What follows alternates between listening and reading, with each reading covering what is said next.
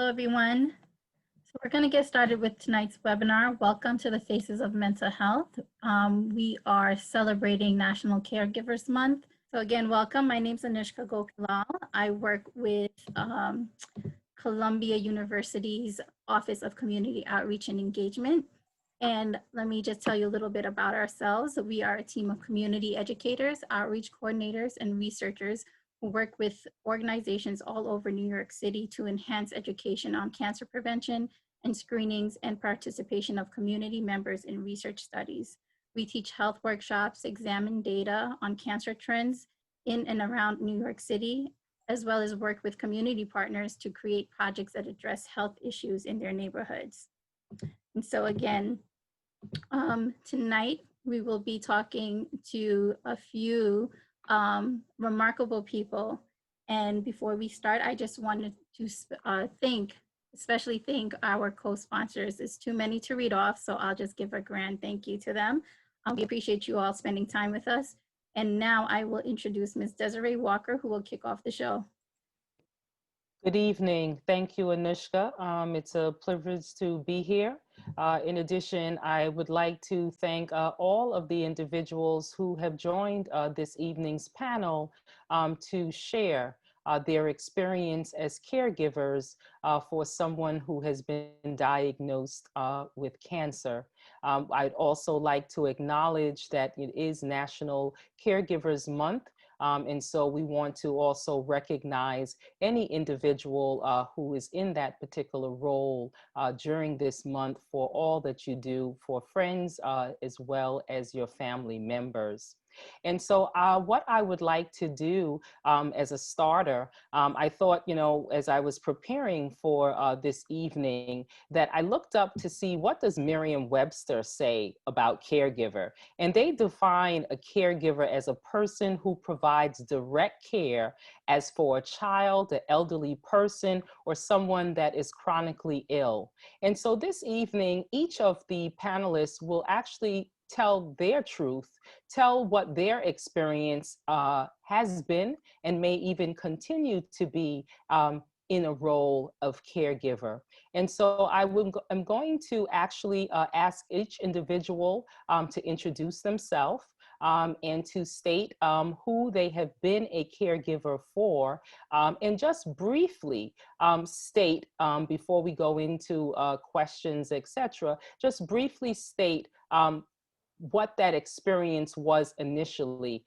Did they anticipate the challenge that it was when they had to assume that role? So I'm going to start off with Raygrid. If you could introduce yourself, that would be great, and we'll start this evening's talk. Thank you for that. Hello, good evening, everyone. My name is Raygrid Calderon. I am a caregiver of 3 children. That is my role as a mother. And my oldest was diagnosed with cancer when she was 5 years old. So for me, because I had 2 children at the time, it was just an extension. So it wasn't, I didn't really see it as a challenge. I just saw it as another part of me being a mother at the time. All right. Well, thank you for sharing that. And then I would like to ask Kevin to introduce himself. Hi, good evening, everyone. My name is Kevin Torpy. I am proud to be here to share my experience as a caregiver. I am currently a caregiver to my 8-year-old son. Prior to that, I was a caregiver to my wife, who was diagnosed with triple-negative breast cancer when she was 32. And I'm looking forward to sharing my experience as being a caregiver throughout my wife's battle with cancer and how it continues as a caregiver as a sole provider to my son. Thank you. And so I am fortunate. This is actually the first time this has ever happened. And so to say that I'm being joined, I do a lot of speaking engagements, but this is the first time I've actually had my children join a panel discussion about their experience being with me. One of the things that I did not state as I started the talk, I identify myself as a 2-time breast cancer victor. And and having been on the journey twice, they've had very different experiences with the first and second time. And so they're going to be here this evening to talk about what it is to be a child of a parent that has had cancer. So the first person that I'm going to ask introduce themselves is Shayna. I just knew you were going to call me first Of instead course. of Bill. Good evening, everyone. I am Shayna Walker, daughter of Desiree Walker. And although my mom is a two-time cancer victor, I actually only had the experience of serving as a caregiver once because during her first diagnosis, I was actually studying abroad, and she decided not to share information about her diagnosis with me while I was away because she didn't want that to cut my experience short or make me want to come home. So I was not able to serve as a caregiver in that capacity, but I do think that influenced the second time around in that I really wanted to step up and be able to provide that sort of support that I wasn't able to the first time around. Thank you. And Khalil. Good evening. My name is Khalil Walker. As has been described, Desiree is my mother and Shane is my sister. I guess in short, the role of being a child and a caregiver is unique in the sense that I think when providing care for someone, you can do that, you know, it can be financially, emotionally, physically. And obviously everyone here is familiar with the tolls that cancer takes on folks' lives, you know, in all three of those veins. As a child, at the time, I couldn't support financially, but emotionally, you know, just being someone that was blessed with having more energy than the person that was experiencing treatment, as well as, you know, at times during treatment, people are in a weakened state. So it could be something as easy as carrying groceries or opening a jar, you know, something simple like that. So yes, I was on the journey with my mother twice, and so I can speak to those experiences, both being a preteen and then a young adult. So it's nice to be here. Thank you. And we have the good fortune of rounding out our panel to share a perspective from a different lens. As a psychologist, I am going to ask Dr. Ian Sadler to introduce himself and welcome him to the panel. Thank you so much, Desiree. Good evening, everyone. My name is Ian Sadler. I am the clinical health psychologist at the Herbert Irving Comprehensive Cancer Center. In my role, I actually work with both patients and their family members. Interestingly enough, sometimes I am just seeing the caregiver because sometimes the patient is actually doing relatively well, but it's the caregiver that sometimes is having a difficult time. So I'm here to kind of answer questions, respond to any of the conversations that are going on. I did want to kind of go over briefly, as I was preparing for this, I liked an analogy I read about how if you think of healthcare as a three-legged stool, and one leg of the stool are the caregivers that are holding up that stool. The other are the professional caregivers. I guess I fall into that realm, right? Professional caregivers are your medical oncologist, your nurse, your social worker, your nutritionist, psychologist. And then the third part of the stool is the patient themselves. And you kind of see the necessity of having that caregiver as kind of an important, strong source of support. And that's what makes up the healthcare triad, I guess. So I thought that would be just an interesting way of looking at how important the role of caregivers are in the treatment team. Thank you. So Kevin, I'm going to start off with you and ask you if you can share with the group how, when you learned of your wife's diagnosis, what were the emotions that came with that? And then how did you jump into the role? Because now you'd already had a child that was in your life, and you're trying to support your wife, and I'm sure you needed support as well. Yeah, Desiree, that was a really tough time. It's hard to think about it without getting emotional, to be honest. You know, Christina was, she was 30, 32 when she was diagnosed. I was 34. We just, you know, our baby had just turned 1. I just bought a condo. I was really, you know, excelling at work. It was a really great time to be alive, and it's, you know, you're kind of reaping the benefits of all the work you've done, you know, prior, you know, getting out of college and working your butt off to get to where you are. And when she felt that lump, you know, it was scary. But even from the beginning, Desiree, it was our network of people and being open and talking to people that we got a pretty swift appointment with a doctor here in White Plains. But then you asked what the feelings were. I mean, tremendous amounts of fear, uncertainty, and lots of anger. So how do we deal with that and really try to, you know, be a father, be professional, maintain everything else that's going on in your life, and really understand and grasp what this disease is and that diagnosis is going to mean to our life. And you know, thankfully, I've had, you know, instances in my life prior where, you know, you kind of have to take a step back and really kind of analyze things and take it one day at a time and one thought at a time, one feeling at a time. And I kind of went back to that place here with my wife's diagnosis. I mean, for me, I immediately got on the phone.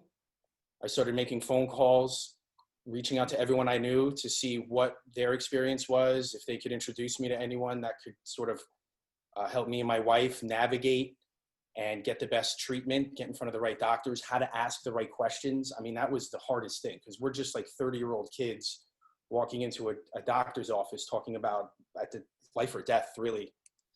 And, you know, trying to just keep a clear head about all that.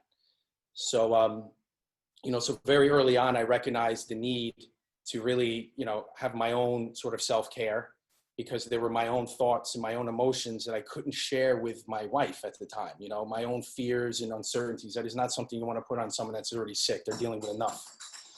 I made it a point to stay engaged with my friends, my family, you know, and just be very much an open book about the whole thing and the whole experience.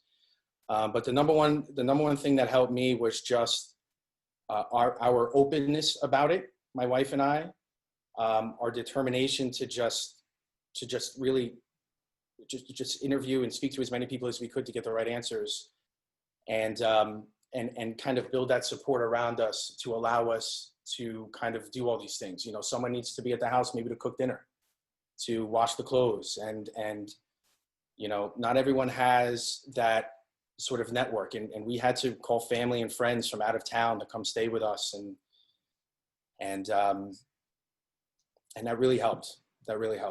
You know, early on, getting engaged, getting help, speaking to a therapist. You know, my father and my stepmother were very helpful, their network of people. So I would say early on, don't be shy, don't be bashful. People want to help. You have to ask for it. You have to raise your hand. And for some people, that's not easy, and that might be a challenge, but it's well worth it. You know, this is not something you can do by yourself. You need as many people as you can. So, so I would say, you know, in the very beginning, you know, honor your emotions, those feelings that come, those are your feelings, honor them, treat them like you should. But remember that, you know, you have a job to do, and you know, get down and get to it. Yeah, thank you for that. So Raygrid, you mentioned that you had 3 children, and so you were looking at it from the standpoint of, you know, you're a mother, and you have to do what you have to do. And so the question that I would pose to you is similar to the one with Kevin. You know, what went through your mind initially? And because your daughter was, you know, relatively young, how were you able to help your other children with what was going on at the time, as well as to help your daughter understand what she was experiencing? Right. Well, for me, it was a lot of anger. I had two children at the time. My second child was a newborn, and my other daughter, who was diagnosed, was 5 years old. And I was very young. I was 21 years old when she was diagnosed. So I already had these feelings, these maternal feelings of feeling responsible for everything because of the stigma of being a young mom. So I wasn't very educated on cancer. You know, at the time, this was over uh 15 years ago. At the time, cancer to me was like, oh, you only could get lung cancer. Like, I didn't know that it existed in other parts of the body. I wasn't very well aware of, you know, our anatomy and stuff like that. So I was very angry, and I assumed that it was my fault that my daughter got cancer. It must have been something I did, something a diet that I gave her, or, you know, the way that I let her play, or, you know, I was just very, very upset. And I didn't really have anyone to turn to. And once I was given the diagnosis, I immediately called my mother, and she was so distraught. And her reaction kind of closed me up, and it made me feel like I had to be everyone's caregiver because everyone was so destroyed. So during the next 2 years of my daughter's treatments, um, the way that I dealt with it then is not the advice I would give now, but I'm just speaking transparently. I just kind of ignored all my feelings and just did what I had to do. Strictly went to all my appointments on time, dealt with it as if it was like a job. What really helped me at the time was the staff at Herbert Irving. My daughter was at Herbert Irving, and um, they just had like great nurses, social workers who kind of let me breathe when I went for the appointments. Um, so that's what really helped me at the time. You know, thinking in hindsight and piggyback off of what Kevin was saying, it's like you need to open up, and you need to ask for help, and you need to find your resources. Unfortunately, that's not what I did at that young age. Um, I was very closed in. But after my daughter, her 2 years of treatment, I opened up more, and I saw out resources. We went to therapy, um, you know, and I was just more vocal about it and more honest and public about it. It wasn't even my daughter's diagnosis wasn't even something I spoke about at all during the time. Thank you. Thank you for that. So I, uh, I would have a follow-up question for you. How was how was it working and trying to support your other child that you had at that time? This was a really difficult time for me because my newborn was preemie. Hmm. So she was in the NICU for some time. And then when I brought her home, having to take care of a newborn, and my daughter was sometimes inpatient for days at a time, and then sometimes she would be outpatient, but I would still have to go weekly to her appointments. And I would have to bring my newborn with me. Um, so it was a really hard time in my life, but you know, just like Dr. Sadler had mentioned, my daughter was so strong. She made the situation so comforting and so easy. It was like I was the patient. I was the one that was always a mess and always trying to figure things out. And my 5-year-old was the one that had it together. And you know, she made the visit seem like it was just we were gonna go play, because the way, you know, Herbert is set up, like, oh, we're gonna go to the clubhouse today. You know, she didn't see it as like we're gonna get chemo. Mm, nice. Well, thank you for sharing that. Definitely quite a lot going on, as you said. Yeah. And so, I truly can appreciate you stating that, as well as just shedding light on the fact that, sometimes, we have a lot that we're juggling. And so it's always a great thing to feel like when it's behind us, right? We can look back and have other perspectives.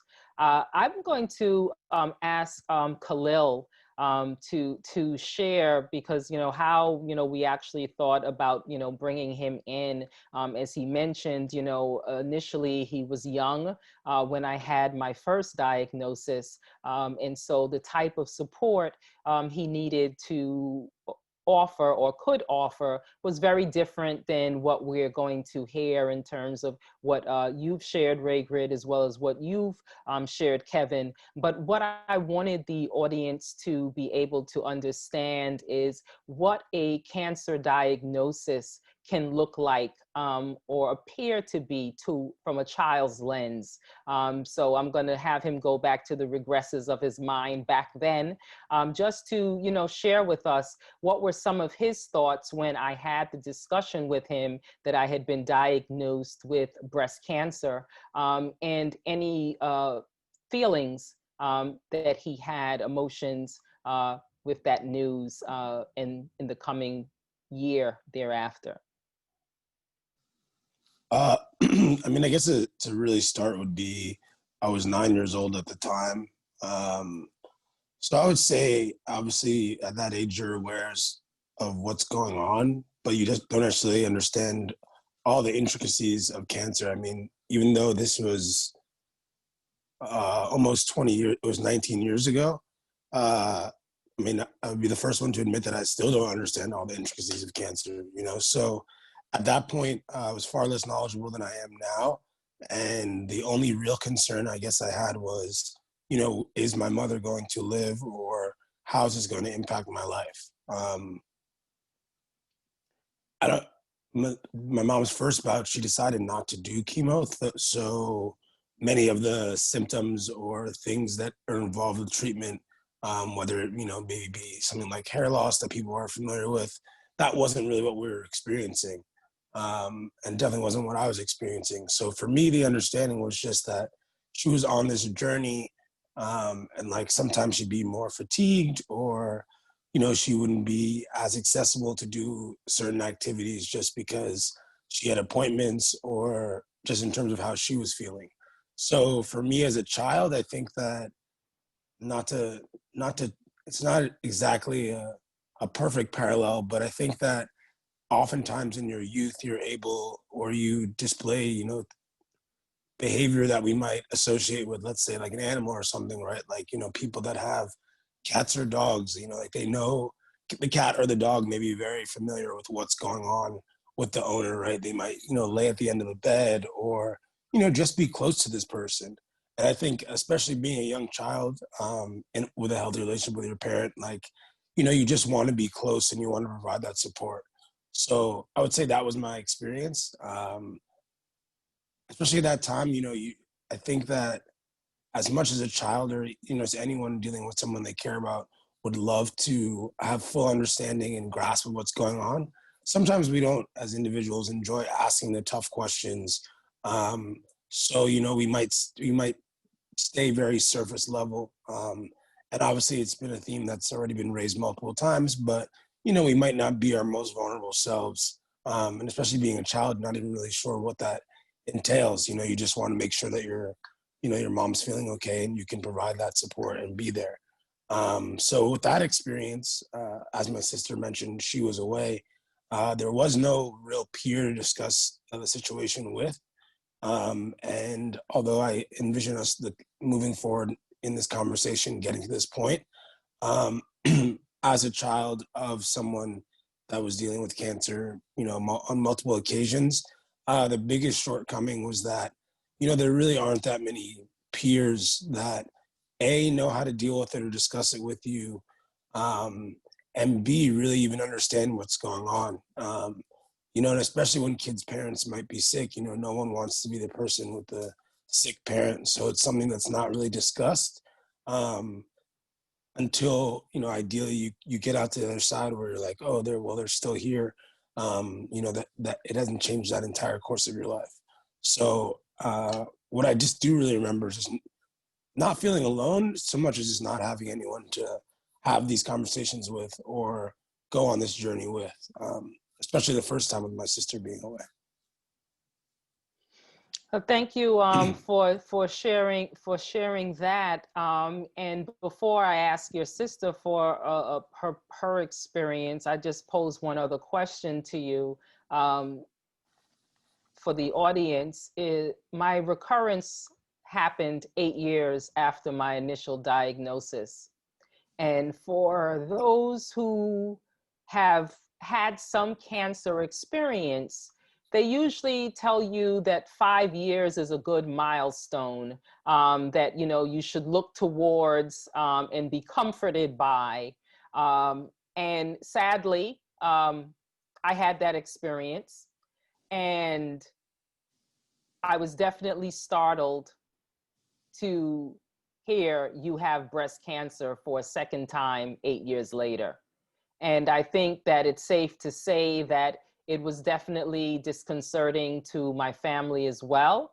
And so, Khalil, I'd like you to just touch on, fast forward 8 years, what was it like when we had that conversation that the cancer was back?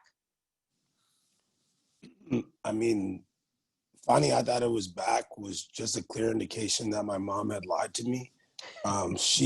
She said that after 5 years that it would, this would be something that was behind us. So, all jokes aside, it didn't really make sense because it claimed to be an outlier. It was supposed to be something that was behind us. Fast forward being 17 at this point, pursuing, higher education, going to college, just overall, just, doing what young people do, whether it be getting into trouble or, playing sports with your friends or whatever it is. It was like, I'd already dealt with this once before and we had already moved past it. So, why exactly was this something that we were going to have to deal with for a second time? Obviously, people discuss feelings of anger. For me, it wasn't so much anger; it was more just frustration, as if like I had paid my dues and I'd paid the tax already. So how is this coming back? And also, why was this going to alter the scope of the life that I was looking towards experiencing, both as an individual, but as well as with my mother. So the second time was just a major disappointment and it was deflating. But it was encouraging that this time I did have the support of my sister. She was present, and at least in that regard, I wouldn't be going at it alone. I guess the last part that made it a little bit easier, at that point being 17, I think that I was able to communicate with my mother a lot more effectively and a lot clearer. So I think the biggest thing when being a caregiver is communication, being tapped into the needs, not only your own needs, but also the needs of the person that you're taking care of. And being able to express to my mom my fears that I had in this second time, I was just comforted by a message that she gave my sister and myself that, she was going to be here and she was going to get through this because obviously we definitely needed her.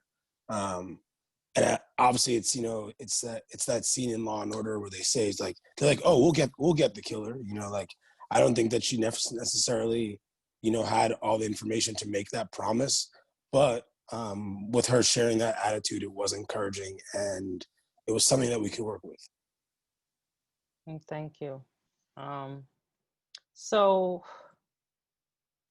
as Shayna mentioned, she had gone away for a study abroad program for her gap year. And 2 weeks after she left is when I learned I had breast cancer. And it was very difficult to, one, get the diagnosis, but it was also a challenge because, you know, we had a close relationship. Do I tell her? And I grappled with it for a long time. And as she mentioned, I said nothing. I decided to not say anything to her because I wanted to make sure that the experience we had planned for, she hopefully could have it. And I felt that her coming home was not going to change what my realities were going to be. And so I made a very difficult decision not to say anything. And so, Shayna, I would just like you to share with the audience, when you came back home and learned that I had breast cancer, what was that experience or feeling for you?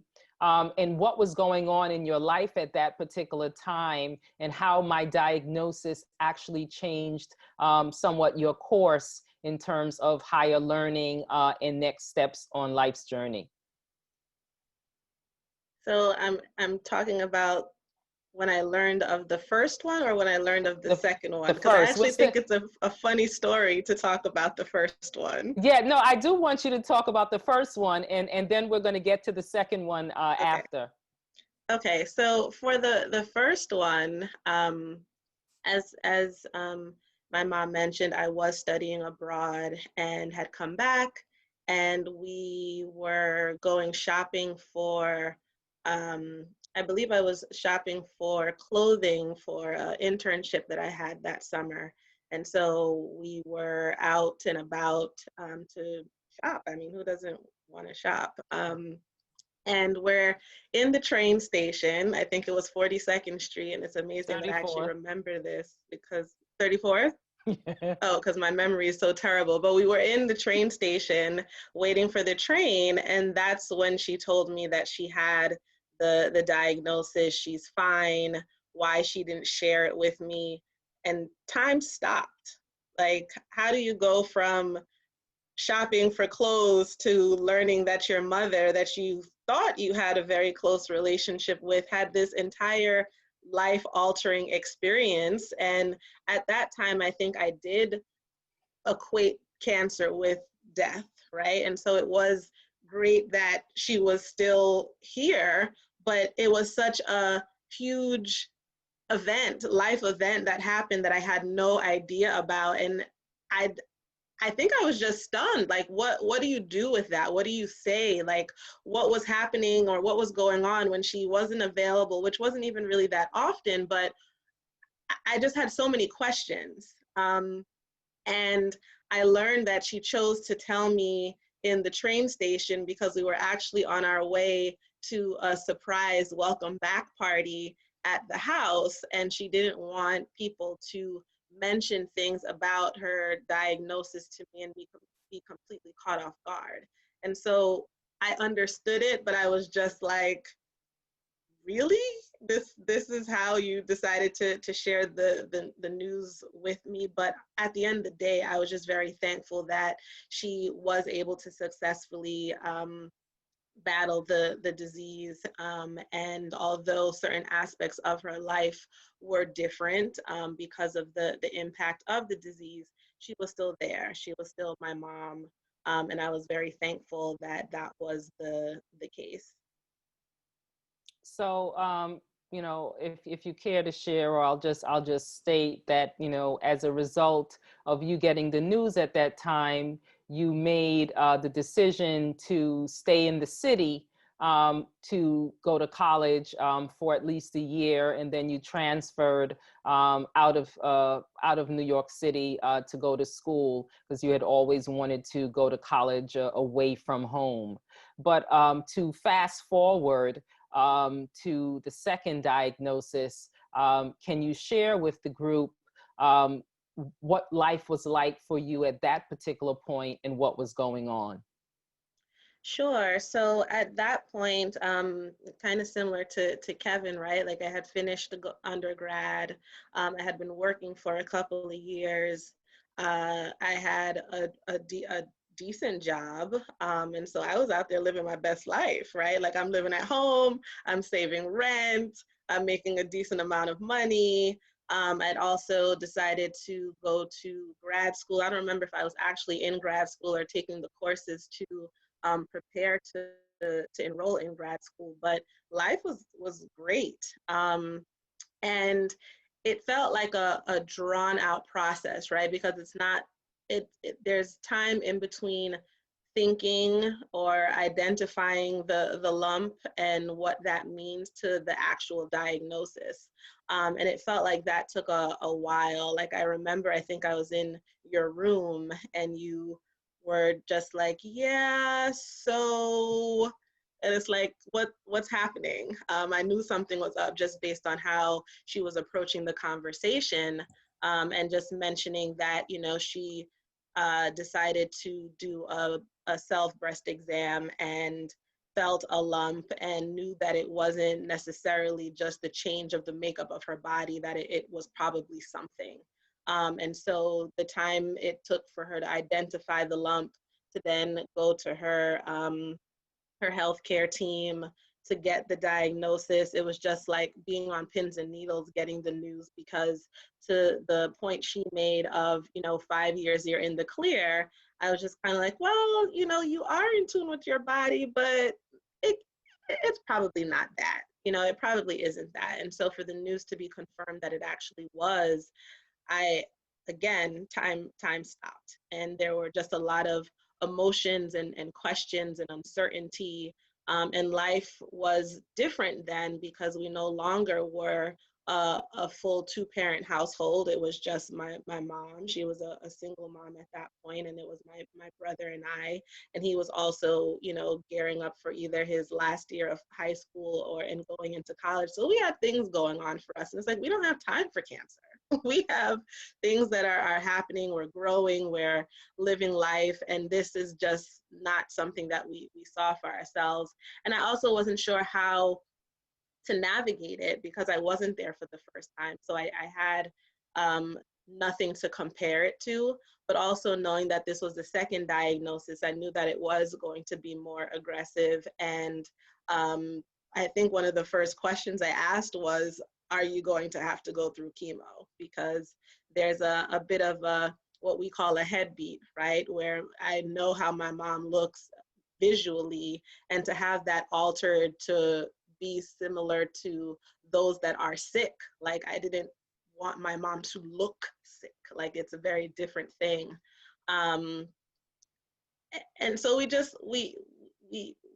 battled through it. We went through, you know, the appointments, and she was very good with educating herself on what her options were, what was actually going on, the treatment that was going to be needed, the support that was going to be needed.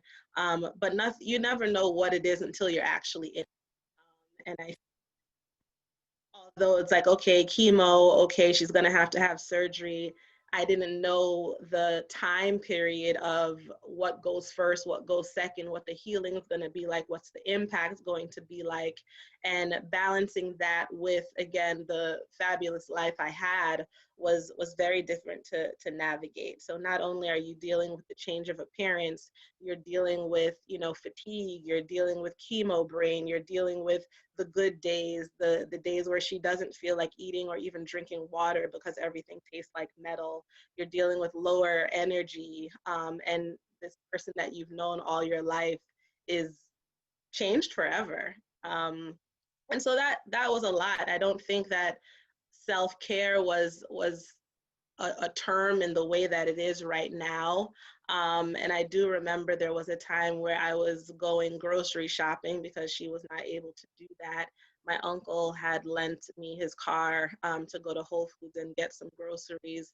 And I was getting groceries for the whole house. And I bought a lot of stuff, and the bags were really heavy. And what would have been something simple where I could have just put the bag down and went to the car with what I could manage, I just had a complete breakdown of everything finally coming to a head of life is different. My mom is different. The circumstance is different.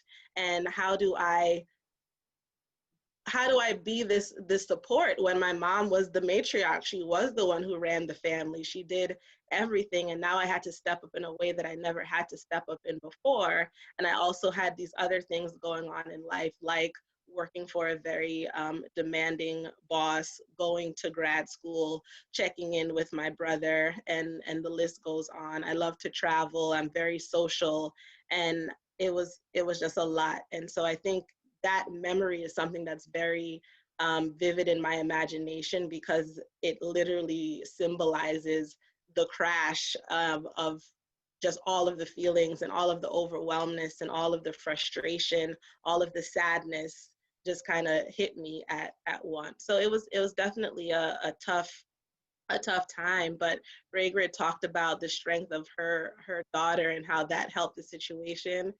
Desiree, a lot of you know her, but the strength that she has, there were often times where it was just like, maybe I was the patient. She's still being a caregiver, even though she's dealing with the disease, but she still had words of comfort, motivation, was very motivational.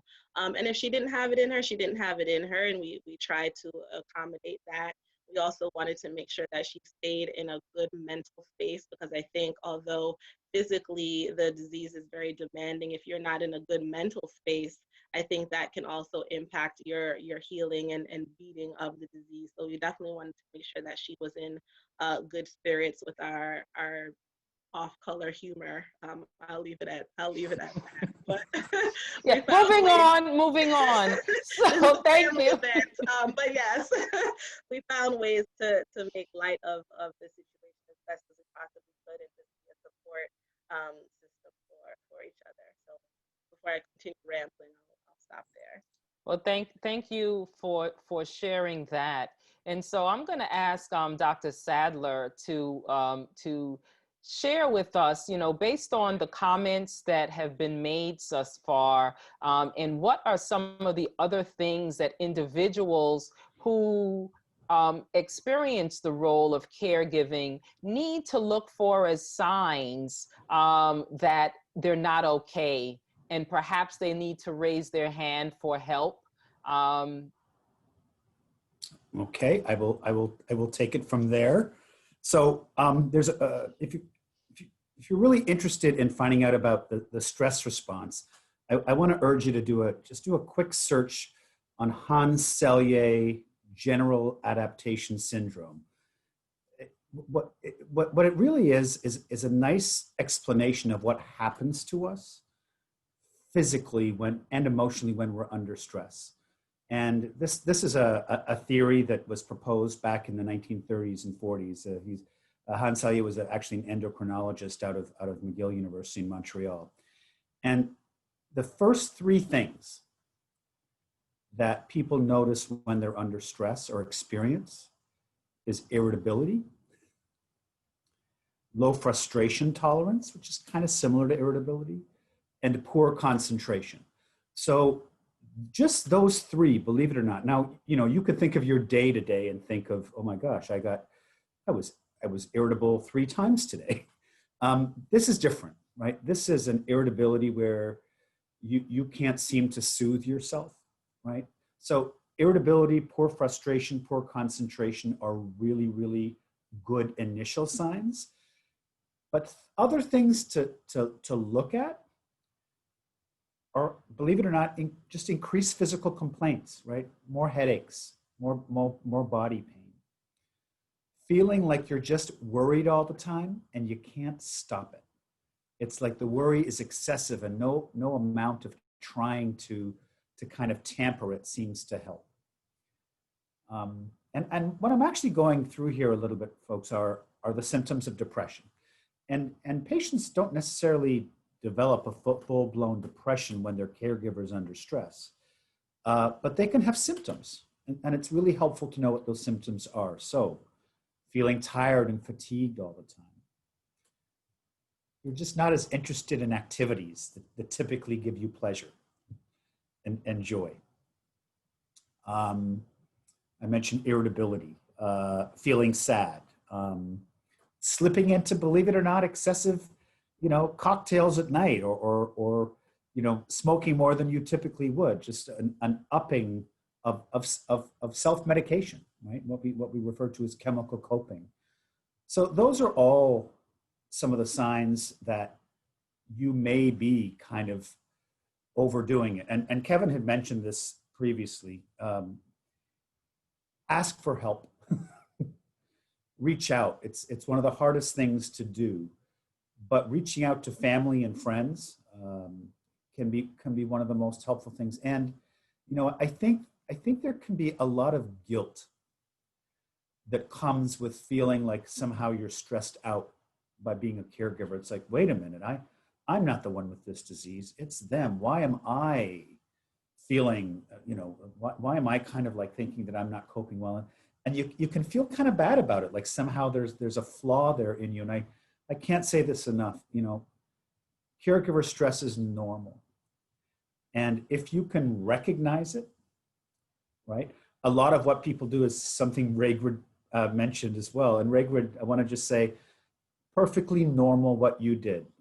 People, when they, either a family member is diagnosed or they are diagnosed, they kick into avoidance mode. Believe it or not, it's actually initially adaptive, right? I've got to do this. I'm just going to kick into automatic pilot and get through this. And it can serve a really healthy role briefly. But if we don't kind of recognize it within like the first maybe 2-3 months, the next thing you know, we can find ourselves really exhausted 6-8 months later. But I do want to normalize the avoidance piece and let you know that actually it's quite common. I see it in patients and in caregivers sometimes. It's kind of just, all right, we got this, we're going to go through it. And you don't kind of end up taking the time. And I like what Kevin said earlier as well. Honor your fear. Give space to your sadness and uncertainty. We tend to want to avoid negative emotions. We just do. I get it. But what we're actually learning, and what I'm speaking to here, is something called ACT, acceptance and commitment therapy. And that is, instead of avoiding our negative emotions, sometimes if we can just say to ourselves, it's okay that I'm sad. It's okay that I'm overwhelmed. And as a caregiver, to actually be really kind and gentle with yourself, it's okay that I'm feeling overwhelmed. It's okay, by the way, and this is a tough one, it's okay that I'm feeling really angry at this person who I love. And sometimes that can come, right? We can feel a level of resentment, even though we love this person and we care about them. But then we have these intrusive thoughts. And then, by the way, we can become incredibly berating of ourselves because then we think we're a horrible person. So actually recognizing and giving space to your negative emotions. It's okay that I'm feeling really overwhelmed by this. I'm going to give it some space. I'm going to take a few deep breaths. And what you'll recognize is when you give space to negative emotions and feelings about whatever it is you're experiencing, the more space you give it, you'll actually observe that it tends to move on much more quickly. Where we get into trouble is when we try to control it and do something to resolve it. And sometimes, believe it or not, the most adaptive thing is to just acknowledge, I'm scared, I'm sad, I'm angry, I'm overwhelmed. It's all right. There's nothing wrong with me feeling this. I'm going to give this some space. And sure enough, with some practice, you'll start to notice that it tends to not 100% leave, but my goodness, if 70% or 60% of that leaves, it's a really relieving feeling. Hoping I answered the question. I kind of went off a little bit there, Desiree. And you definitely did that. So thank you for sharing that, because I think it's so important for everyone to realize things that happen to us, the feelings that we may experience from time to time, what potentially it could mean, and what type of action we need to take thereafter, and to talk about it. But I'm going to ask, Raygrid, you spoke about the early days, and I would just like you to potentially, move a few years out, and talk about how you were able to address some of the feelings you spoke about in the early days. Did they dissipate over time, or did you still have the certain, concerns about your emotions, as well as, did you do something wrong? After a few years, I was triggered, and I knew that the way I handled it probably wasn't, I don't want to use the word wrong, but it wasn't to the best. It wasn't healthy the way I handled it. And I realized because I didn't have any pictures of my daughter when she had cancer. And we were creating a family album, and I realized that I never took pictures of her. And I only realized that I did that intentionally because I was avoiding her diagnosis. And, through her treatments, she looked very different. She lost a lot of weight. She lost all her hair. She was in a wheelchair for a while because the chemo and the radiation affected her nerves. So she didn't look like herself. So because of that, I didn't want to hold on to that memory. I unhealthily erased the fact that she had cancer. And I only realized that this was a problem years later. I want to say like 3 or 4 years later after her diagnosis. And then I realized how detrimental this could be to her growth. Because although she was very young, she wasn't a newborn, she was 5. So she was very capable. And I realized that I know my memories from when I was 5 years old.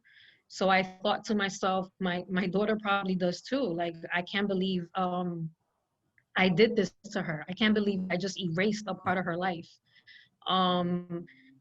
So yeah, I during that time, I think she was like 8 or 9, was when I decided like to talk to her about it, to actually communicate and let her know what cancer is, and even talk about her scar. Like, that was something that I never even mentioned.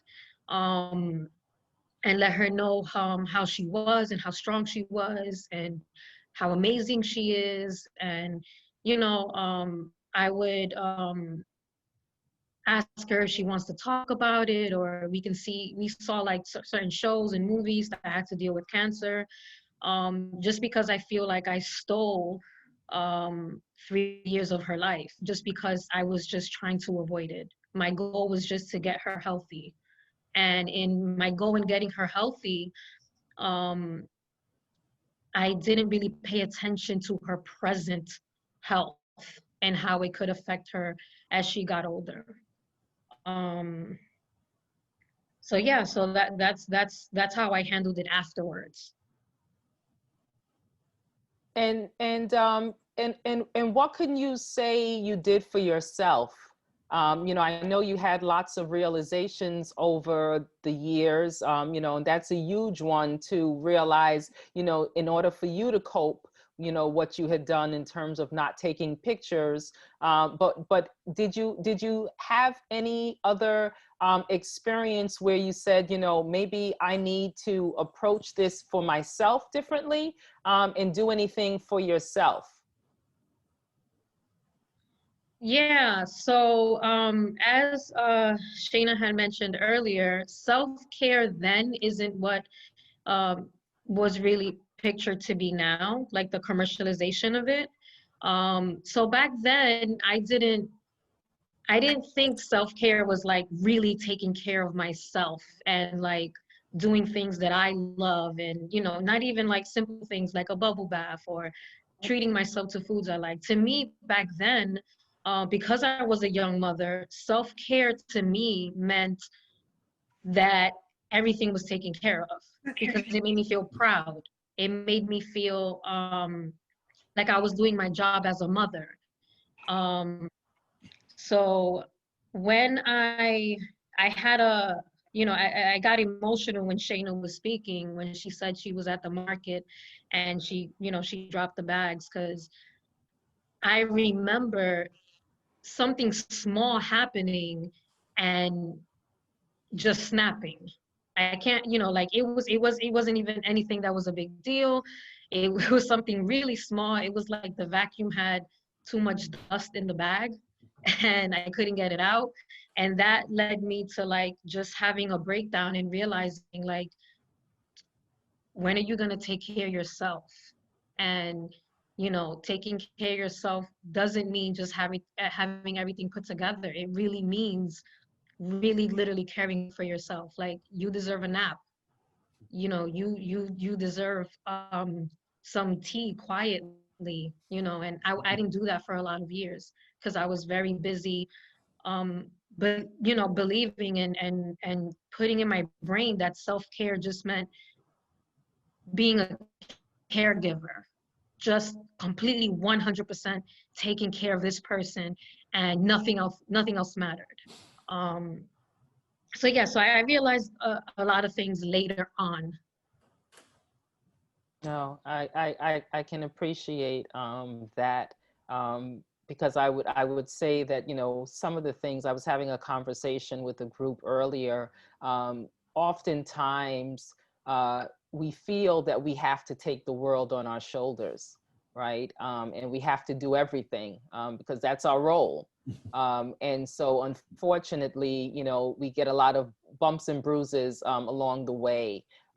But, you know, at some particular point, we do, as you say, you know, have that moment, have that meltdown. And we then say, oh, I need to rethink this and potentially, you know, do things differently. So I definitely received that comment. You know, so Kevin, I just like, you know, I was, you know, very touched, I'll use that word, you know, when you said, you know, about, you know, asking for help, and knowing that you can't do this alone. And so I would just like you to speak a little bit about that, because I do believe that, you know, a lot of times, you know, as a cancer patient, as a survivor, even though I like to call myself a victor, as well as, you know, I've had the opportunity to also be in the caregiver role. I know we often, you know, like to say, we have this, we got this, we can do it all. And so, you know, what were some of the things that helped you to realize, you know what, let's try and build this support system and this network, and have all hands on deck? Yeah, because like I said, I mean, you know, I've had troubles in my life before, and the only way I got out of those troubles were with the help of other people. You know, it's not easy to accept these things, because I think as humans, as you know, people, we you know, man especially, we want to control things. But I knew very quickly that this was going to be out of my control when I looked at the cost of everything. Because again, my wife didn't work. You know, the plan was, you have the baby, you stay home, I'll work, I'll take care of everything. And, you know, I realized real quick, you know, I have to accept this.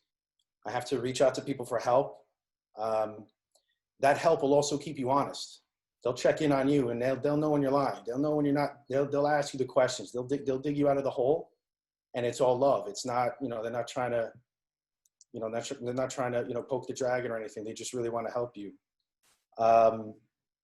You know, other things like, I started feeling a little bit distant from my friends because they're buying houses, they're having second, third kids, they're going on these amazing vacations, they're going out to eat, they're doing all these things while we're just trying to stay alive. We're just trying to figure out what the next treatment will look like, what remission, you know, try to achieve that remission and really understand everything. You know, so I realized, like I said earlier, I realized early on that, you know, I can't do this by myself. I'd be crazy to think if I could. You know, I'm not a superhero, nor do I want to be.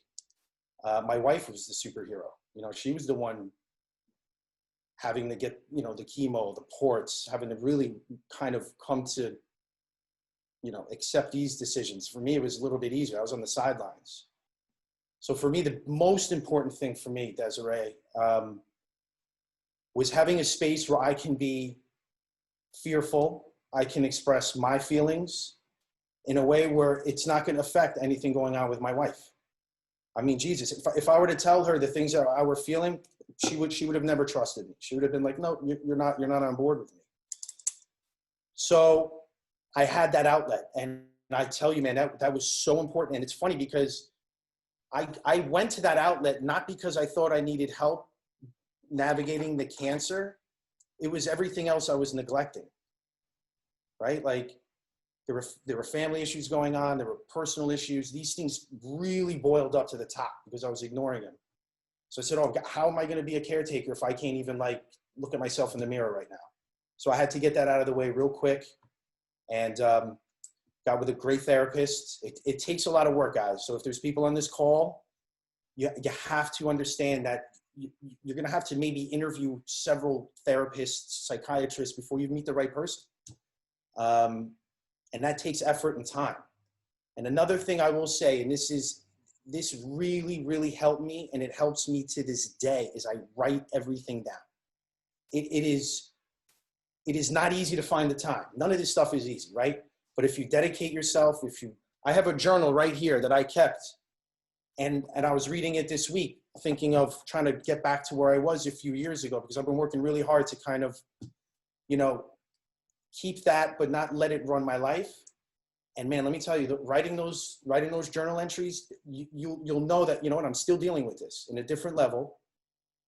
Maybe some of these issues won't go away. And that's okay, because I could recognize it. I'm not going to let it ruin my life. Another thing that I do that really helps is, and this is going to sound very corny, but I heard it on a TED Talk. You write 3 things every single day, no matter what, 3 things that you're grateful for or thankful for. And it could be something as stupid as, I'm glad the sun came up today, because the last few days it was rainy. But it really keeps you in a zone where you just look at things positively. Because when you're in that journey and you're going through and you're in that cancer ward and you're up there at Herbert Irving and you're seeing people and you're getting these scans and other things, you gotta recognize, and you gotta stay in the present, and you have to really hold on to the things that are special and the things that you are proud of and thankful for, because that'll keep you in the game. Because for some people, this journey could go any which way, and you gotta be honest with yourself. You have to pat yourself on the back. You have to look in the mirror every day and give yourself a pep talk sometimes and say, you know what? The days where I wanted to stay in my bed and not go to work, those days where I got up, got on the train, faced it, man, those are my best days. Those were my best days. I would meet people. I would help people across the street. I'd meet people at my desk and talk to them that were going through their own journey. And by me being open and talking to other people, you find that, oh, you're not alone. You are not alone, man. You think you're alone? You're not alone. There are so many other people that are going through this, and there's nothing more comforting and just comforting than being in the same room with someone where you could just talk about this kind of stuff and they get it. So, I hope that answers the question, but, like I said, things like the guilt that'll boil over. If you don't talk to someone, you're going to keep these things inside, and the guilt is just going to eat away at you, and you're not going to be your best self. And I know that, my situation was a lot more recent. So I'm lucky to kind of, be in this world where self-care is very prominent and everyone really should be doing it. But by no means was it easy. It takes effort, and you got to just honor it. Do what's right for you. And if I could just say some things, again, it's be an open book. Talk to the people you trust in your circle. Maybe, expand that circle and share your experiences with other people, because there's nothing more rewarding than knowing what you went through could help other people. That's powerful stuff. And write things down. I like to write things down. That's important for sure. So I would follow up to say that, I think, one of the things we've talked about is, communication, being open, etc.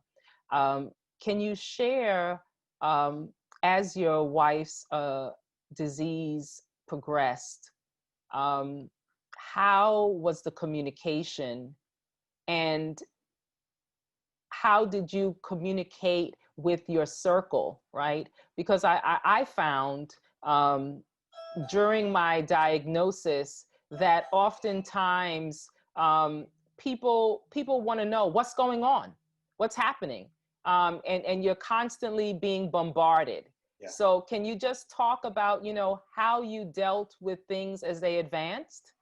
Well, see, that's a really good question. And it's kind of like, because we just had a baby like a year before her diagnosis, and the same thing when you have a new kid. Everyone wants to know what's going on with the baby. So you send these group texts. But with something like this, it's a lot different. One of the things I did, we started a GoFundMe, and we were incredibly successful with that GoFundMe. And really, it served two purposes, Desiree. One was that it facilitated a tremendous amount of resources for us to do the things that we needed to do. Because my wife's cancer was incredibly aggressive. I mean, it was really aggressive. But it also gave us kind of like a platform to just let everyone know what's going on. If you Google my name, it'll come up on the GoFundMe, and there's multiple entries from Christina and from myself about what's going on. Because when you do commit to bringing people in your circle and speaking about what's going on in an honest way, you have to accept the people wanting to know. People are going to knock on your door, call you up, how are things going?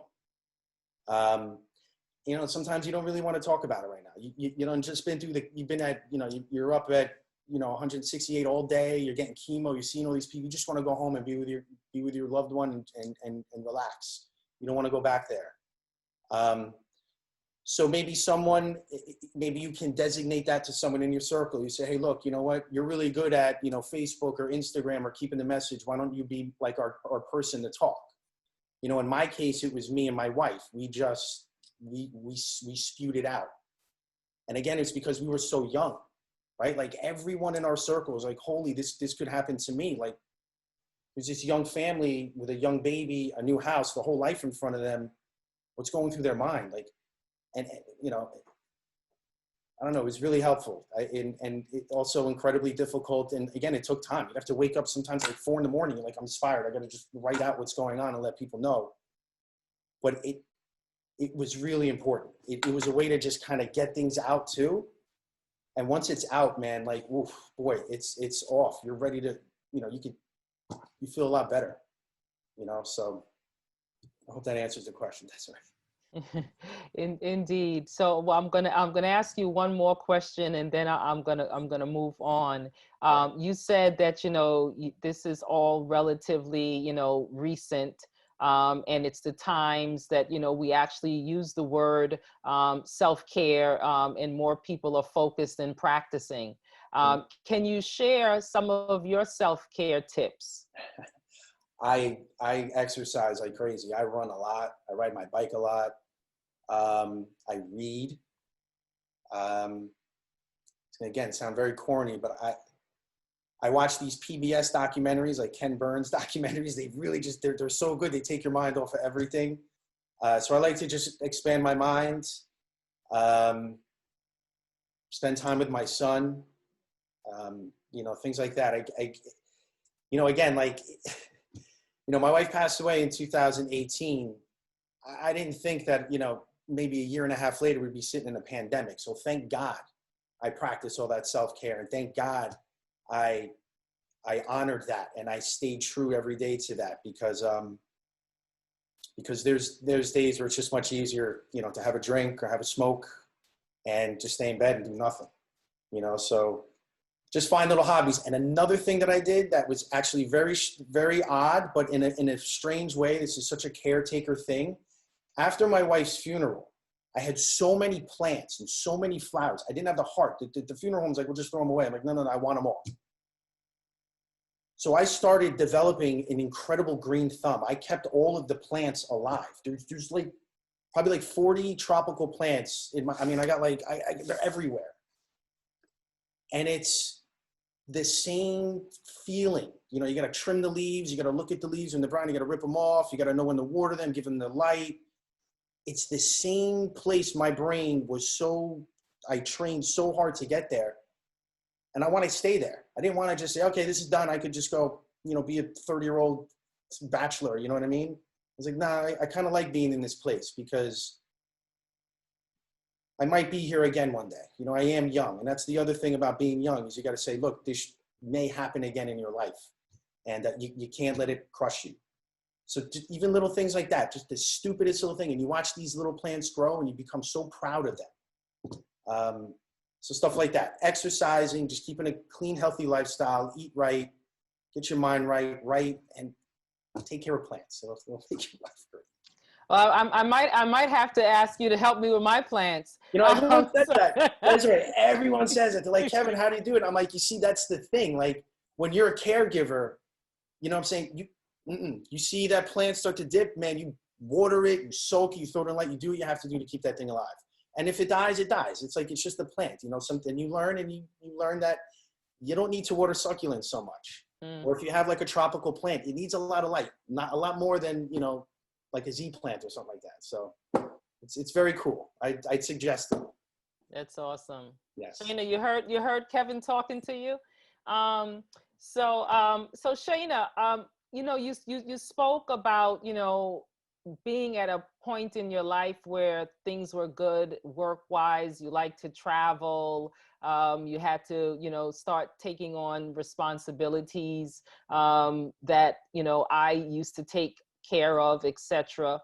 And so what would you share in terms of how you were able to balance during those first few years after I heard the diagnosis and while I went through treatment?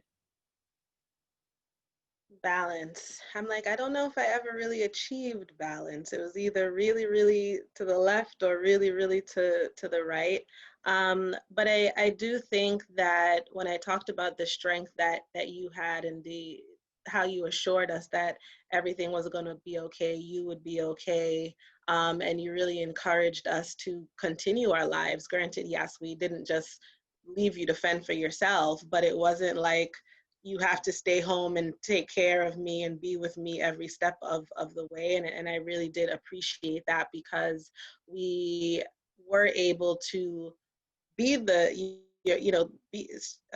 we were able to serve in the caregiver role, but we were also able to be young adults.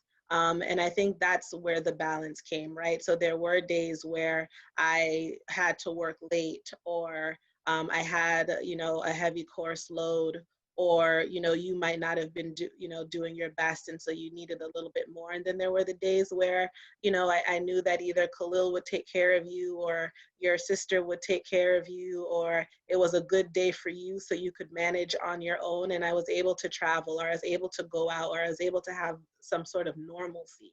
And so I think that was the balance. So it wasn't necessarily that every day was balanced, but I think if you look at it in totality, there were times where I was able to lean in and really be attached and close to you, and then there were other times where I was able to let other people step up and care for you, and me have the chance to exhale and, you know, participate in the traveling, the events, the social aspect of life.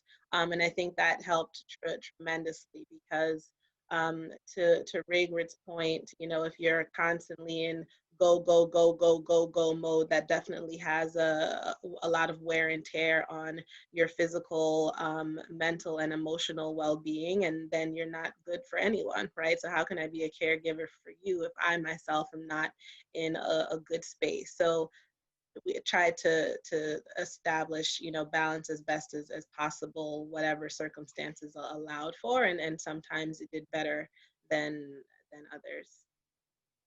And so, you know, I would say that and agree that, you know, back then self-care was, you know, probably just in the dictionary, and not everyone was focused on it the way it's been talked about, you know, especially this year, but in the past few years. And so, you know, what would you share with practices, or what did you do in order to feel as if, you know, you were taking care of yourself? I know you spoke about travel, but are there other things that you might have done to try and keep yourself, you know, emotionally healthy during this fragile time? I'm a believer of look good, feel good.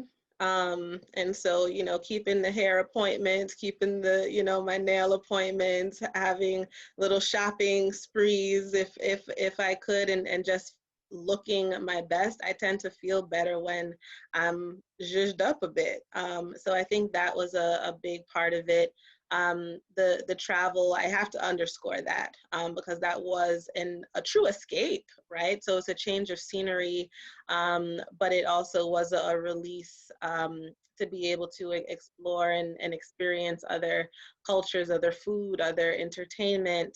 That was really helpful. My friends, although they couldn't quite understand what I was going through, but being able to have, you know, girl time, or, you know, back when there were clubs that I could go to and not fall asleep before it was time to get ready to go, or when outside was open and clubs were a thing, right?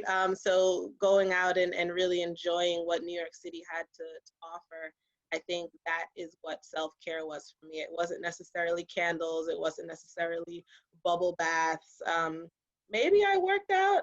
I'm so touch and go with the workout thing, but working out, I'll do a plug for it. So Kevin talked about the role that working out plays, and, you know, all the endorphins and all of that stuff. I don't know if that was quite it for me, but I'm going to tell the audience that you should definitely make sure that you're working out so that your body is at its, you know, at its peak in terms of health and wellness. So lots of different ways that you can practice self-care. It doesn't have to be how it is advertised these days, but just really whatever it is that brings you joy. If it's, you know, meditating, if it's, you know, sitting in a corner and quiet in the quiet. I think some people love sitting in their car sometimes just to get away from certain things. Whatever brings you joy, I think is self-care. It can be as little or as big as you want it to be, or need it to be, rather. And Kevin, since Desiree thought to shout this out, I had some succulents, killed them all, overwatered them. So I don't have a green thumb, but I do have a peace lily that I've held on to for 5 years. Peace so lilies need a lot of water, so make sure that you give it lots of water. But I'm you going don't to do need, that as soon as the panel is over. do not need to water your succulents. Just keep them in the sun. That's all you need to do. Well, thank you, you know, for that.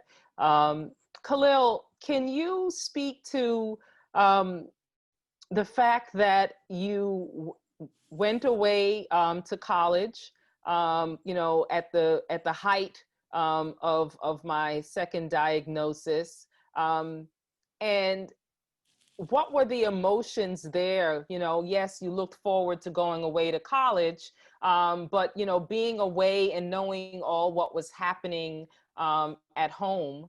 And, you know, I think and if you could also just speak a little bit more about, you know, having the circle of friends, but not necessarily anyone being able to relate to a parent with cancer. Yeah, I would just say that obviously going off to college is something that many people look forward to doing, and can be an exciting experience. Being at that age and, you know, finally being out of the house and being able to make your own decisions is a very exciting prospect. I think that it's not so much denial, but I think that sometimes a coping mechanism that people do is they opt to be very present, or, you know, treat things as out of sight, out of mind. So while checking in with, you know, my mother, you know, was important, a lot of the times is that I was trying to be heavily engaged in whatever I was doing, you know, being in school and, you know, taking that new leap. I think the biggest thing sometimes as a caregiver is it's your goal is really to get things back to what you know or find comfortable. So for lack of a better term, you could say normal. And I think that's something that you learn on the journey of being a caregiver, is that it's about really redefining what normal is going to be or how that's going to take shape. Because wherever you are with the person that you're providing care for before cancer, it's definitely not where they're going to be thereafter. In my case, obviously, was going to school and the impact that cancer had on your professional career. So that didn't allow me to continue going to school away. So eventually, I had to come back. Um, Obviously, that came with a lot of different experiences, right? Obviously, the goal is that the person you're caring for gets better, but at the same time, I think in the eyes of all caregivers, at some points, despite how much they care about the person or how much care they're providing, they want to get on to what they want to do, right? I mean, maybe some people are like Mother Teresa or someone else, but I think a good many of us have ambitions or goals, no matter what our ages are. And I just wanted to be able to experience what I had always envisioned experiencing, and did not envision cancer or being a caregiver derailing that. And I think it took some time to really understand and allow that reality to sink in, and then really shift towards being the person that I wanted to be, or providing the care that was actually being asked for. And so I guess that could be described as similar to some of the anger we discussed in the beginning, but it manifested itself less in yelling and more in acceptance. I think understanding that not only as it relates to cancer, but in life, everything is not up to us. As much as we may put the work in and prepare for things, it's not up to us. Obviously, the current status of the world is a testament to that, right? I think everyone here had goals for 2020 that did not necessarily, come together or pan out. But the experience is about accepting that and, pivoting and retooling. As it relates to your second part of the question, speaking about my peers, I think it's fairly common knowledge to know that friends, particularly in your early adulthood, especially through your early to mid 20s, like they kind of come and go. Doesn't really matter how long you've been together, but it's a rare amount of people that are going to be willing to be supportive when they don't have the answer. People get embarrassed by not being able to give an answer. And sometimes the only support that you need is just an ear or having someone to lean on. So at the age that I was, I think that it wasn't necessarily a tall ask for my peers, but it was definitely something that they weren't as interested in, like it wasn't as fun as tailgating a football game or going to a party or, doing whatever it is that we were looking to embark on. They were thinking about, oh, I need to get an internship here, or, oh, I have my own family, So I think, with age comes a bit more, wisdom and understanding. But I would say for the most part, there were only a handful of people that ever even inquired how being a caregiver was going, or how my mom was doing. And even those questions were oftentimes just topical. So what I learned was not to resent that from people, because I think that if people were capable of doing more, oftentimes they would. But I did experience that some people just weren't equipped for the journey, and like, I'm not going to hold that against them. I have enough things that I was trying to balance and focus on. And so can you just share for the group any other life lesson that this experience has brought, that perhaps someone who might be starting the journey should take into consideration? I would say no matter how old you are, I think it's important to be patient. I've never heard anyone that was pro-cancer, so we all want the same thing out of it, right? We either want a cure, or we want the person that we're taking care of to recover and be better. but it moves in waves. There's good days, bad days, good weeks, bad weeks, months, etc. I think just going into it, just understand that there really might not be all the answers, might not all be there, but the only way that the journey is going to end positively or even have some positive outcomes is by putting your best foot forward. Sometimes I think in life it's confusing, and people don't understand that if you're already predisposed or the outcome is typically that you're going to fail, you should feel or find a little comfort in the fact that you can lean against the wall and know that all you can do is push forward, right?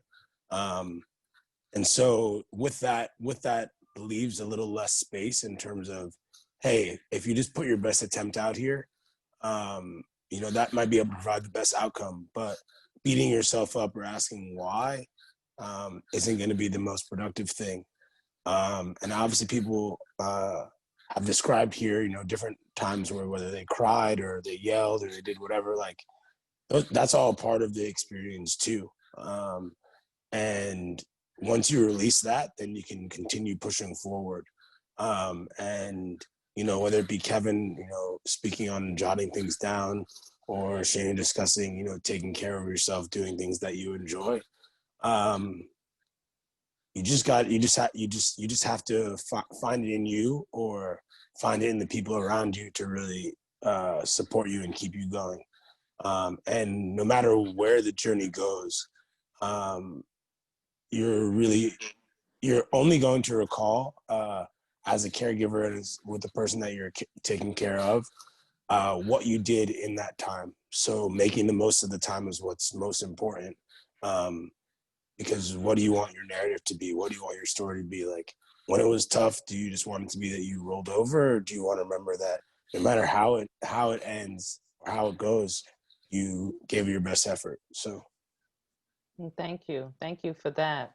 And so Ray Grid, if you can share if there's anyone who may have a child dealing with pediatric oncology, or someone that knows of someone, what would you tell them to prepare for this journey?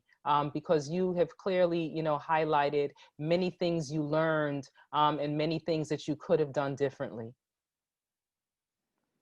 I would say to prepare to get to know yourself.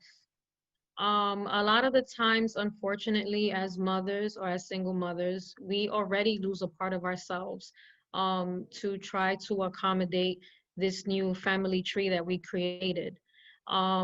With the challenges of having a child that's diagnosed with cancer, you're gonna dive a little bit deeper into that. So I would say to hold on to spirit, whatever that is, whatever modality you practice, because spirit is yourself. So really figure out what brings you peace, and what can bring you quietness, and what can bring you joy that isn't tangible, or that isn't like considered a governed happiness, because the journey is difficult. The love that a mother has for their child is immeasurable, and whatever your child has, you're going to wish to take away. And on top of having those feelings, you're already going through your own personal feelings of trying to figure out who you are and what kind of mother you are and what kind of mother you want to be. All of this is happening at the same time simultaneously. So there needs to be some grounding. A lot of the exercises that Kevin mentioned is things that I practice now. A lot of journaling, a lot of self-reflecting, automatic writing, nurturing yourself, taking care of yourself, making yourself laugh, watching comedies, just all those things. Although they're very subtle, they really help with grounding yourself to be prepared to take care of someone that you love unconditionally. and you need to reach out to many resources, not just family and friends, but maybe the social worker or the caseworker, or even ask the nurse at the facility wherever your child is being taken care of, what could I do? What book is good for me? Like a book recommendation, or all those things, all those small little things combined together can really help you. So I would say overall, just hold on to spirit, whatever modality, religion, you have your faith in. Hold on to it. Thank you. Thank you. That's powerful. So Kevin, you've shared a lot, and I just want to acknowledge and state that being able to give us the lens of a father, as of a husband, and now a single parent. What tips? What would you like to share in closing out this portion of the conversation that can help a man whose partner has been diagnosed, to be able to not stay in that corner, and to get up and to keep pressing forward? A lot of compassion. I mean, remember, why you're with that person in the first place. And it was like Khalil said, I mean, it's, when you don't always want to look in the rearview mirror, but when we do, we want to be proud and respect everything that we did. Because again, in my case, my wife passed away, and if I hadn't put my best foot forward, I have a lifetime of guilt. So, and that's part of the journey. It's sometimes for some guys, it's not easy. You know what I mean? We want to fix things. We want to get it done. We got all the money. We could figure it out. This is, I don't need anyone's help. That's not the case with this sort of thing. So I would just say, be in their corner. From a male perspective, be in your wife's corner. Have your own space. It's okay to go to a football game once in a while. It's totally fine. You got to do things like that. Be very sweet to your wife. Massage her feet. Be there. Don't ever miss an appointment. If you can, make every doctor appointment, make every chemo infusion, every radiation. Try to your best to make those. Those are important. And never go to bed without saying I love you. And my father gave me that advice. Never go to bed without saying I love you, and never go to bed like angry or uncertain. Just always be honest and upfront. You're in that journey together with your partner. So, like it or not, you guys are in it together. So just think deep. And if there's anyone on this call, I think we could share emails or something like that. You guys could reach out to me. We could, maybe I could give a tip or two, or maybe it could just, be a guy to talk to. You know what I mean? Because it's not easy, Desiree. But again, to answer your question, I would just say, just be in your wife's, just be in that person's corner. Just love them, take care of them, and care for them. Well, thank you for sharing. And I know that I feel, because obviously I'm just, getting to know you now. But I feel that your wife definitely was blessed to have you and to have your spirit during those difficult moments. And I'm sure you have lots of great memories that are carrying you through this difficult time. But I just will ask you to share one more thing as it relates to your little guy. How is he doing? And how are you able to keep your wife's memory alive? Well, my son and I, we talk about her a lot, especially with the pandemic, these sort of things, working remotely, being home. Right now we're currently in quarantine. So these are the things that kind of, he wishes mom were here. What I do is I put him in bereavement groups with other children. There's nothing cuter. And I say this, only because it's whatever, but it's cute when you see these other children talk about, their person. And as a parent, you're like, oh God, I'm so glad that, we have this. We have pictures of her still around the house. I bought him several books, like photo albums because, he was so young. He didn't really remember anything. We don't have any videos and pictures. We just put everything in books. I gave him her old phone, so he has her photo stream. We keep in touch with, Christina's mother, father, aunt, cousins. We are still a family. We're just got an empty seat at the table for Christina. She's always there. And whenever my kid has a problem and he gets sad, everything stops. TV goes off, football, everything's done. I get on his level and I remind him that, all the love in his heart is from his mother. I mean, she built that foundation. While I was at work every day, she was here raising him. And those memories, they may not come to your mind right away, but they're there. So every time you smile and every time, you have a good feeling in your heart, you can thank your mother. And him and I have this thing because, and I think, one of the resources, they have like these camps that you go to. And one year, I think it was like the year after my wife died, the theme were butterflies. And we kind of really gravitated towards that. So every time we see a butterfly, it just so happens, like we say, oh, there's mom. And it's always around a good moment. Like he'll catch a football and I'm like, oh, there's a butterfly and there's mom. And one other thing to keep it with the planting, we planted a mommy garden on my balcony. So every Mother's Day we plant, every fall we plant, we put a little Christmas tree out there. We just bring up the garden. It's like one of those big little things you just plant in there. And like he was just out there right now because he's hearing me talk about this. He went out there and said a prayer at the mommy garden. So she's always present. She's always there. The cemetery is like 10 minutes down the road. So if ever he's feeling sad and we have time, we'll just go to the cemetery and we'll just have a moment, get some flowers and carry on. I mean, it's, for people that didn't live through it, it's like a big deal, but it's part of our life. It's just one of those moments where it's like, all right, we're missing mommy right now. Let's think about her and then let's get back to what we have to do. We don't want it to ruin our day, but we want it to be kind of like a healthy relationship still. And again, I get all this through, speaking to his therapist, my therapist, and all the support I have around. I didn't come up with these ideas on my own. This is all from the support I have around me and just kind of picking things that work for me.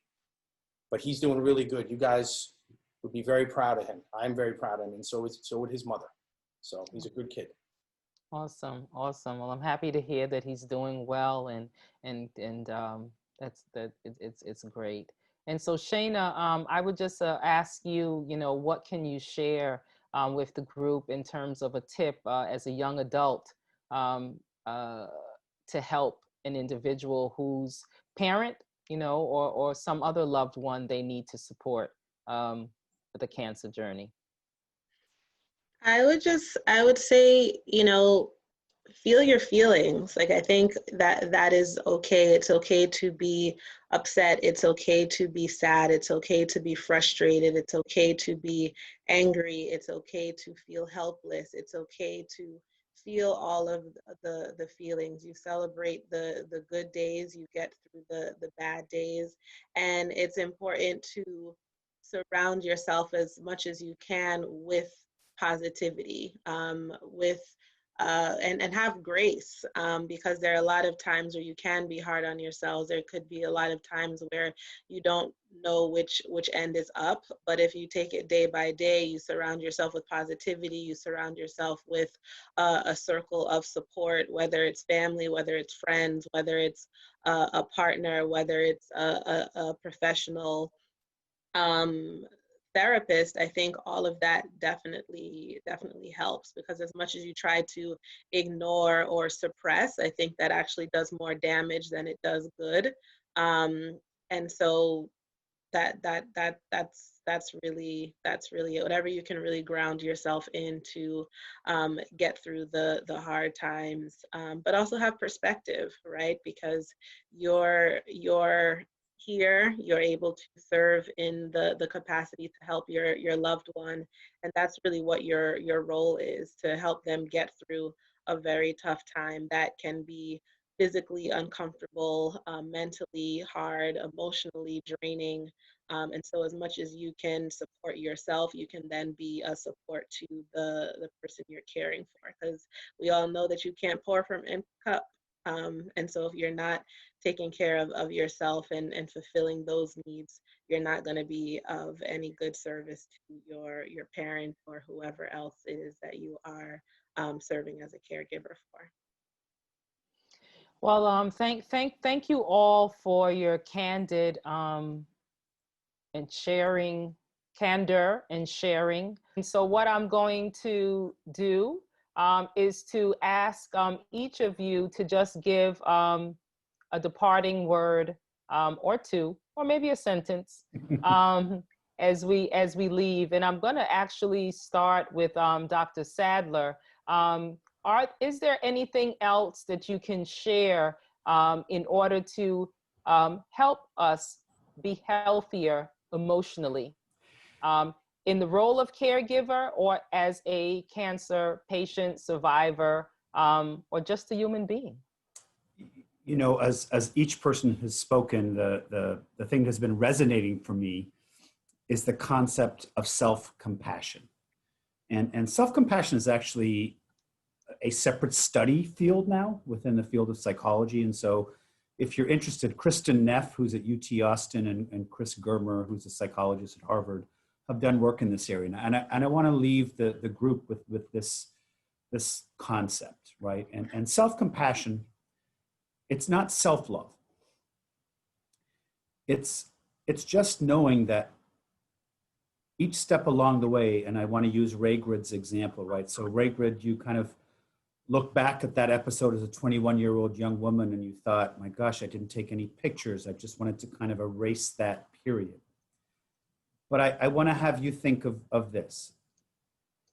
You did the very, very best you could. As human beings, as we go through our lives, even when we think we have made errors, mistakes, bad calls, we really, really are doing the very best we can each day, even when we're flailing. When we are flailing, that's our best. And so Kristen Neff talks about the idea, and this is a way of another way of looking at it. If you think of someone you love, and they came to you in distress, you would want to console them, put your arm around them, listen to them, find a way to soothe them. What she's suggesting, and this is, I think we all know this, but could we all treat ourselves in that same way? If we were to think of treating this person we love with just incredible kindness and love and generosity, it's so powerful if we can do that for ourselves. And it can seem very selfish. It can feel like it's maybe narcissistic in some way, but the research and the data on this is so very, very clear. The greatest gift we can give to our friends and families, and even as a caregiver, right? As a caregiver, you can often feel incredibly helpless, powerless, angry, frustrated, even resentful sometimes. But it's so important to know that every step along the way, even when you may have, let's say, snapped at the person you love who is not well, and that happens, right? That really you have always done the very best you could. And so it's a really important kind of thing to think about, that we are always, as human beings, doing the very best we can. It can feel like when you say that statement that you're somehow maybe fostering complacency or mediocrity or giving in or acquiescing in some way, but the data is actually proving otherwise. When we can just acknowledge that we're doing our very best, we actually can be much more successful and productive. The hard part is, folks, is that I can't tell you the number of patients who will say to me when I talk about this, how do I do that? How do I treat myself with kindness and generosity? It's really hard, but it's incredibly powerful when you give yourself, and Shana used a wonderful word, grace, right? You give yourself the grace. I'm doing the best I can. And it's a very powerfully healing concept that takes some time for many folks to kind of sync with. So I guess I wanted to leave with that, because that just resonated with a lot of the folks who spoke this evening for me. Thank you so much, Dr. Sadler. So Raygrid, one word. What do you want to say? One word. uh, well, besides we're exiting now, saying thank you to everyone. I would say, I guess my phrase would be stay grounded. Find ways to stay grounded.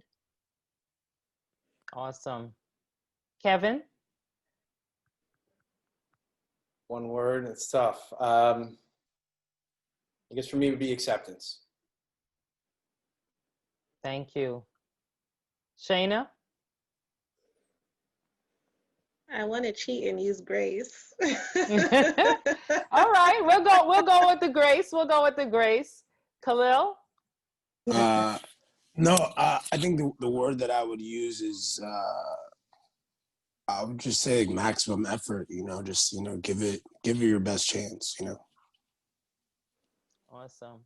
So I'm going to turn this over to Anushka for some additional comments, announcements, etc. But I just want to say thank you to each of you who have been on the panel today and sharing to have an important conversation on the role of a caregiver and the ups, the downs, and all that you have done and will continue to do if you were ever in the role again.